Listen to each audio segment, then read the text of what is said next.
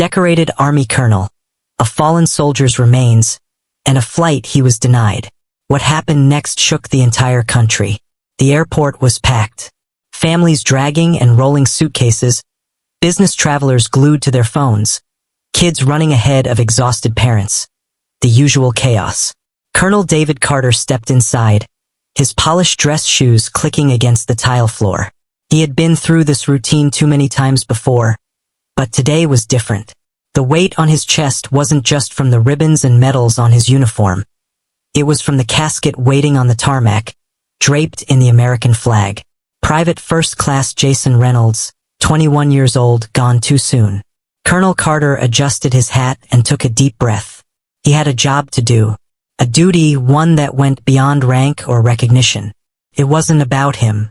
It was about the promise made to every soldier who never made it home. No one gets left behind. He approached the airline counter, setting down his military orders and ID. The woman behind the desk barely glanced at him at first. She typed something into the computer, frowning. Then she looked up, a pause just a split second too long. Sir, can I see that again? Her voice was tight. Carter handed over the papers once more, watching her closely. The flicker of hesitation, the sideways glance at her coworker, the slight shift in her posture, as if she had just stepped into something she wasn't prepared for. She turned, whispering something to another agent. He glanced over, his expression unreadable. The moment stretched thick with something Carter had seen before but never got used to. When she returned, her smile was stiff, forced. I'm sorry, sir, but there seems to be an issue with your ticket. We can't allow you to board at this time. Carter exhaled slowly. He had dealt with all kinds of situations, combat zones, foreign diplomacy, political entanglements, but this was different. I'm escorting the remains of a fallen soldier, he said evenly, tapping the paperwork. Everything is in order. The agent didn't meet his eyes. I understand, sir, but there's a security protocol in place, and we can't override it. Carter kept his voice steady. Security protocol? Yes, sir, she said, forcing another weak smile. It's just policy. He didn't move, didn't flinch. Policy? What policy? Behind him, the line was growing. People shifting, murmuring. He felt their eyes on him, but instead of stepping aside, he squared his shoulders and stood firm. He wasn't leaving without an answer. But the airline staff wasn't backing down either. The air around the counter felt heavier now. Conversations in the line behind him had started to quiet down as people took notice. A man in a crisp military uniform being denied his flight wasn't something you saw every day. Colonel Carter remained calm, his voice steady. Ma'am, I need to understand exactly what the issue is. This is a military assignment, not a personal trip. My documentation is valid. The agent hesitated again, her eyes darting toward the other airline staff huddled near the back, whispering. A supervisor, a man in his mid-50s with a tired expression, finally stepped forward. He adjusted his name tag, then folded his arms as he glanced at Carter. Sir, I apologize for the inconvenience, he started. His voice laced with that professional tone people used when they wanted you to stop asking questions. But we have certain policies in place, and unfortunately, we can't override them at this time. That phrase again, policies. Carter inhaled slowly through his nose. He had seen this before, just in a different setting. I've flown with military escorts before, he said, keeping his frustration buried under years of discipline. I know the procedure, and I know there's no policy stopping me from boarding. So let's be honest. What's the real reason I'm being denied? The supervisor cleared his throat and shifted on his feet. It's just an extra security measure. Nothing personal, sir. Nothing personal? That was rich. Carter tightened his jaw but didn't let the anger take over. He had been in too many rooms where people hid behind vague explanations like this. They were testing his patience, waiting for him to lose his temper, to give them a reason to call security. He wasn't going to give them that satisfaction. The people in line were watching now. A woman in a red blazer whispered something to her husband. A young man holding his boarding pass frowned. glancing at the airline employees like he was trying to make sense of what was happening. Then a voice cut through the attention. "Sir, do you have an issue with his military clearance?" Carter turned his head slightly. A man a few spots behind him in line had spoken up. He was older, maybe mid-60s, with a weathered face and a USMC hat pulled low over his brow. A Marine, a veteran. The supervisor looked uncomfortable. "No, sir, this isn't about clearance. We just have to follow standard protocol." The Marine let out a sharp breath. "Yeah, I've been through security 1,000 times, and I've never seen protocol stop a soldier from escorting one of our own home." He folded his arms. "So what is it?" More murmurs spread through the line. People started pulling out their phones, recording. The shift in the air was palpable. The staff behind the counter could feel it too. The agent who had originally denied Carter stole a glance at her supervisor. Looking unsure now, the supervisor sighed, rubbing a hand over his temple. He looked at Carter again, the weight of the moment settling in. "Let me check something," he muttered before walking off. The agent at the counter kept her gaze down, suddenly very interested in her computer screen. Carter didn't move. He stood tall, shoulders squared, staring straight ahead. He wasn't going anywhere, but neither was the story. The murmur in the terminal was no longer just background noise. It was focused, charged. People in line were no longer just waiting for their flights. They were watching, recording. The Marine who had spoken up earlier wasn't the only one who looked irritated. A middle-aged woman in a denim jacket, clutching her purse, shook her head and leaned toward her husband. "This isn't right," she muttered. "He's in uniform." A younger man in a hoodie pulled out his phone and started typing, his fingers moving fast. People were taking notice, and that was dangerous for the airline. Carter kept his expression unreadable, but inside, he was taking note of every detail. The supervisor hadn't returned yet, which meant one of two things. He was either scrambling for an excuse or waiting for this to die down. Neither was going to happen. Then a voice came from behind him. "Excuse me, sir." Carter turned his head slightly. A young woman, no older than 25, was standing a few feet away, phone in hand, her eyes uncertain but determined. "I don't mean to intrude, but I just want to make sure I understand. They're not letting you board." Her voice wasn't loud, but the way she said it, careful, deliberate, made people nearby pay even more attention. Carter exhaled, glancing at the agent behind the counter. "That's correct." The young woman blinked, as if she expected to hear a different answer. She hesitated for just a second, then nodded once and turned her phone screen toward him. "I'm live right now," she said.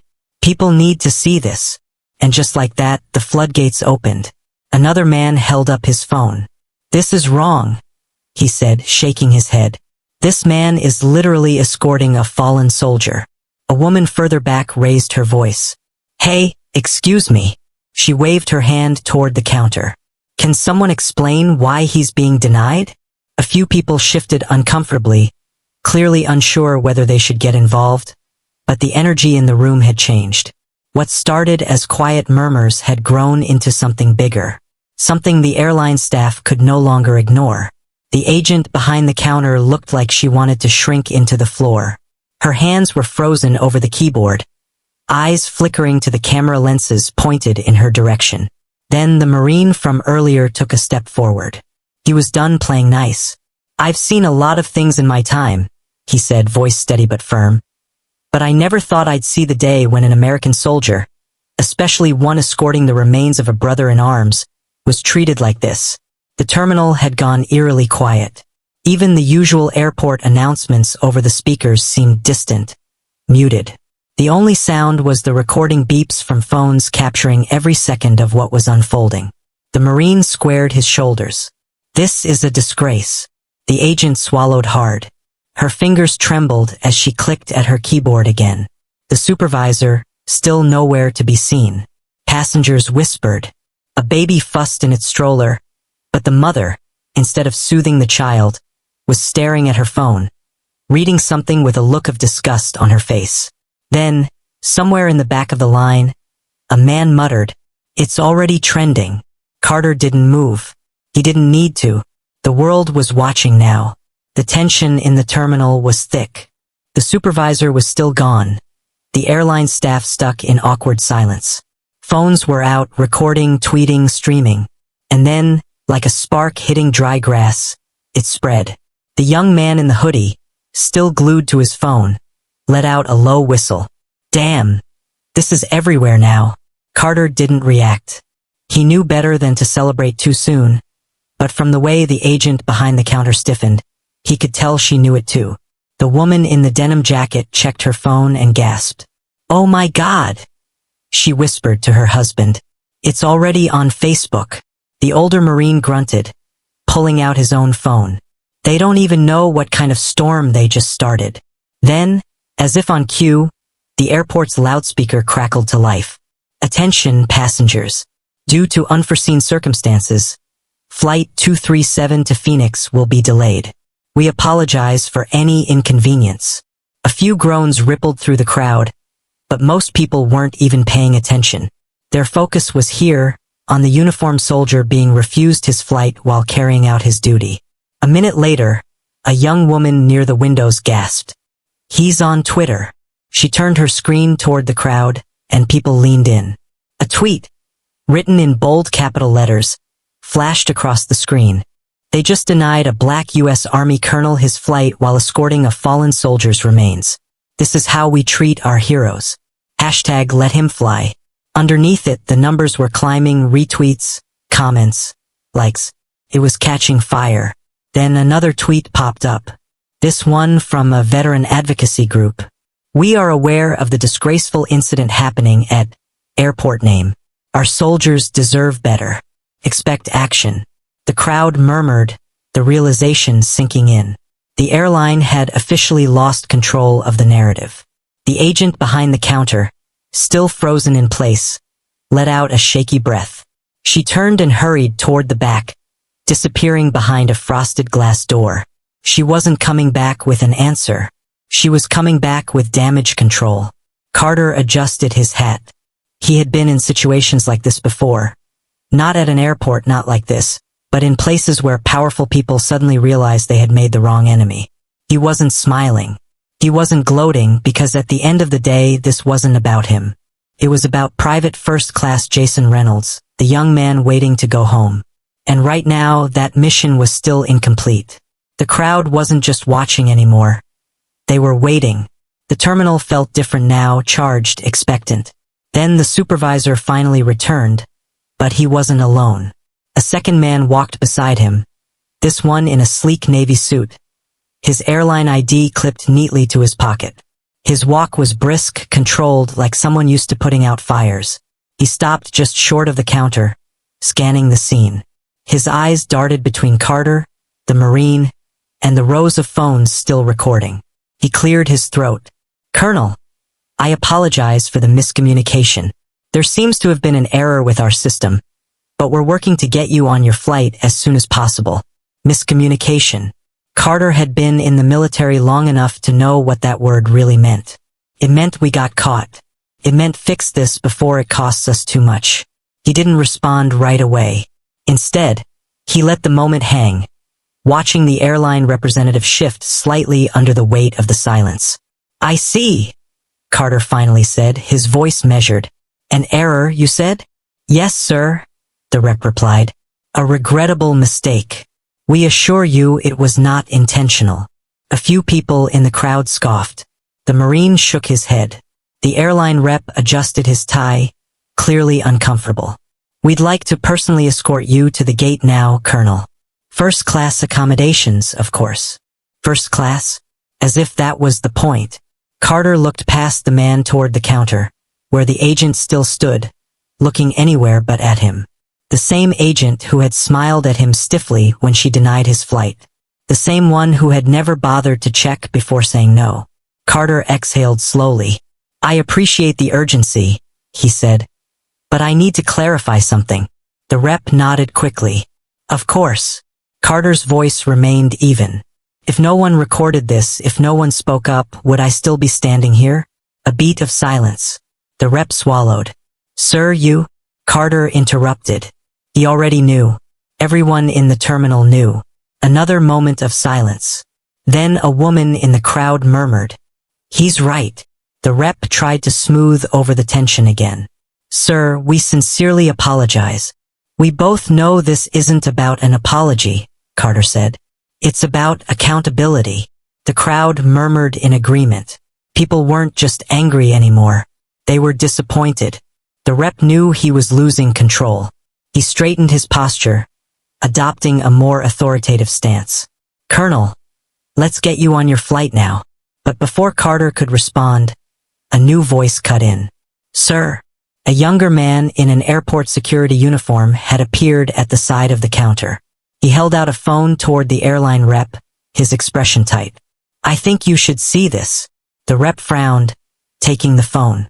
He scrolled, his face paling. The Marine crossed his arms. "What's something wrong?" The rep didn't answer, but Carter already knew. The backlash had officially exploded beyond the airport. A major news outlet had picked up the story. The headline was blunt. U.S. Army colonel denied flight while escorting fallen soldier. Airline scrambles for answers. Below it, a video clip played, footage from the terminal. The rep handed the phone back, inhaled sharply, and turned to Carter. "We deeply regret this situation." His voice was thinner now, forced. "We'd like to issue a public statement clarifying." Carter cut him off. "The public already knows the truth." Silence. The rep pressed his lips together. Carter looked at the crowd, at the phones still recording. He turned back to the rep. "I don't need first class. I don't need special treatment. I need respect. And so does the soldier I'm escorting." Another murmur ran through the crowd. The rep gave a stiff nod, as if that was all he could do now. "Understood, sir." The Marine let out a small approving grunt. Carter adjusted his hat. "Now, let's finish this mission." But the consequences for the airline were just beginning. The airline had lost control of the situation. The story was out, spreading faster than they could contain it. The terminal felt more like a press conference now. Phones still recording, passengers still watching. Then something unexpected happened. A man in a dark blue suit with the unmistakable posture of someone with real authority walked into the scene. He wasn't from the airline. He wasn't airport security. He was military. The room shifted. People moved aside instinctively as the man approached. His ID badge flashed briefly as he stepped up to Carter and extended his hand. "Colonel," he said firmly, "I'm Major Thomas Beckett, Department of the Army. We've been informed of the situation." Carter shook his hand, his grip strong. He didn't need to ask how the major got here so quickly. The military doesn't play when it comes to its own. Beckett turned to the airline rep, his voice crisp. "We are handling this now. Colonel Carter and the remains of Private First Class Reynolds will not be flying commercial." The rep blinked. Sir, we were just about to." "You were just about to cover your tracks," Beckett interrupted.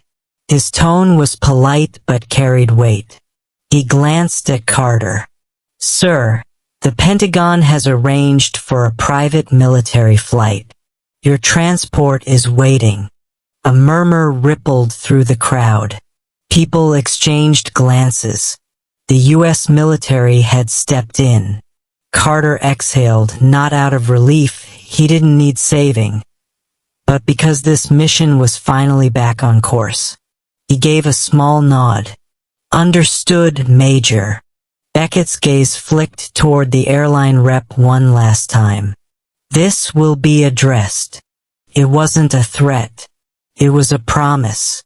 Carter turned back to the Marine, who had been watching the entire exchange with satisfaction.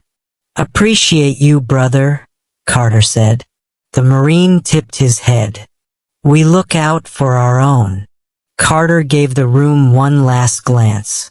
The people who had spoken up, who had refused to let this slide, who had made sure this story was heard. He adjusted his uniform, squared his shoulders, and walked out. Not toward the gate, but toward something bigger. For the airline, the fallout was just getting started. They thought the situation would fade. A few apologies, a press release, maybe a statement from their CEO, damage control. But the public wasn't letting this go. News networks picked it up. Veterans organizations released statements condemning the airline's actions. Politicians weighed in, demanding accountability. Then came the financial hit. By the end of the week, the airline stock had dropped. A trending hashtag calling for a boycott gained traction. Customers flooded their social media with demands for answers. And then the final blow, a lawsuit. A coalition of military advocacy groups filed a formal complaint against the airline for discrimination and failure to uphold service member protections.